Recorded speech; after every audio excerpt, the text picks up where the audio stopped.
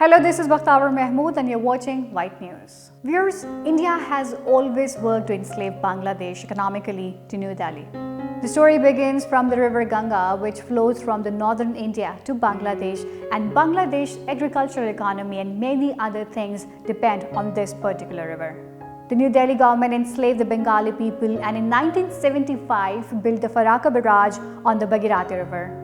Through this barrage, they began to control the flow of water into Bangladesh, which began to dry up the rivers of the country.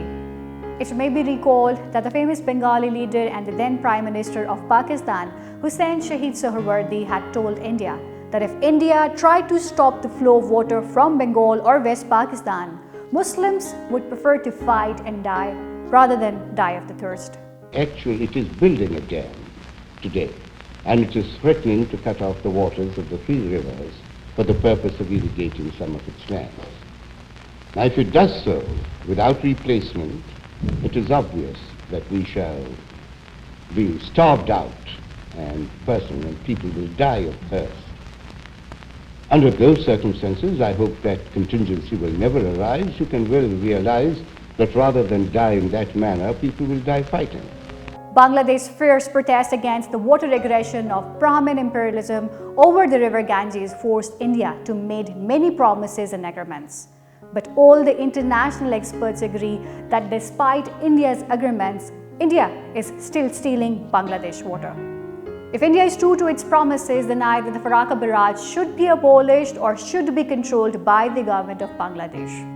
The New Delhi government's agenda in stealing Bangladesh water is based on the conspiracy so that they can make West Bengal fight on both sides of India and Bangladesh so that the Brahmins of the New Delhi can continue to benefit from the fighting between the Bengalis on both sides.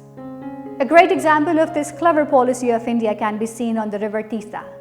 The Teesta River flows out of Sikkim and enters Bangladesh via the Indian West Bengal, which irrigates many districts and millions of acres of land in Bangladesh. But even here, India has made all the arrangements to make Bangladesh suffer from thirst and famine. On the one hand, the Indian government, under its clever and fraud policy, continues to make water-sharing agreements and verbal reassurances to Bangladesh government. And on the other hand, if Bangladesh needs 5,000 cusics of water from the Teesta River, India will only provide 500 cusics. In India, it's considered a sacred river because of its powerful current. But when it reaches Bangladesh, this mighty river turns into a shallow stream, making Bangladesh economically dependent on India. The New Delhi government has installed more than 26 hydroelectric power plants on the Teesta River, which generates several thousand megawatts of electricity. The most surprising thing is that this electricity is sold to Bangladesh at very high prices. The Indian government generates thousands of megawatts of electricity by stealing Bangladeshi water from the Ganges and Teesta rivers, and then this electricity is sold to Bangladesh through the front companies and Indian Hindu investors. According to an estimate, India is currently stealing more than 50% of the Bangladesh's water.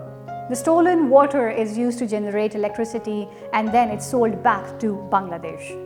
The Brahmin government of New Delhi has a single purpose in doing all this to make Bangladesh economy dependent on India and force it to become a part of India. If the Bangladesh government agrees with the help of other countries in the region like China and West Pakistan, then these two countries can play a very significant role in preventing India from stealing Bangladesh's water.